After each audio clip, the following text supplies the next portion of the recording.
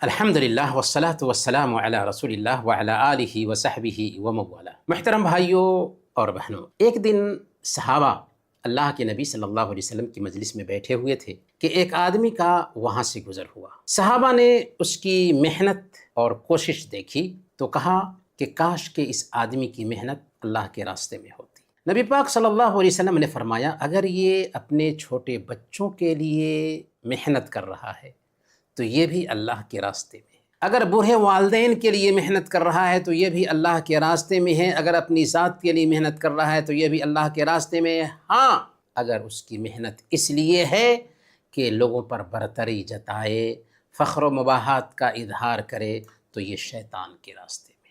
ایک بندہ جو دنیا کماتا ہے یہ بھی اللہ کے راستے میں ہے۔ اسلام اتنا پیارا دین ہے جو دنیا کمانے کو بھی اللہ کا کام شمار کرتا ہے۔ صحیح مسلم کی روایت ہے، ہمارے حبیب نے کہا کہ ایک دینار وہ ہے جو تم اللہ کے راستے میں خرچ کرتے ہو، ایک دینار وہ ہے جو کسی گردن کو آزاد کرنے کے لیے خرچ کرتے ہو، ایک دینار وہ ہے جو کسی مسکین پر صدقہ کرتے ہو، اور ایک دینار وہ ہے جو اپنے گھر والوں پر خرچ کرتے۔ اعظمها اجرا الذي انفقته على اهلك، سب سے زیادہ اجر اس دینار کا ہے جو تم اپنے گھر والوں پر خرچ کرتے ہو۔ سبحان اللہ، آپ گھر والوں کے لیے کما رہے ہیں، گھر والوں کے لیے محنت کر رہے ہیں، گھر والوں پر خرچ کر رہے ہیں، اس پر بھی آپ کو اجر اور اس پر بھی آپ کو ثواب، بلکہ اس مسکین اور غریب کو دینے سے زیادہ اللہ تعالیٰ ثواب دے رہا ہے۔ اسلام میں عبادت صرف نماز روزے کا نام نہیں، بلکہ محنت سے کمانا، بیوی بچوں کی کفالت کرنا بھی عبادت ہے۔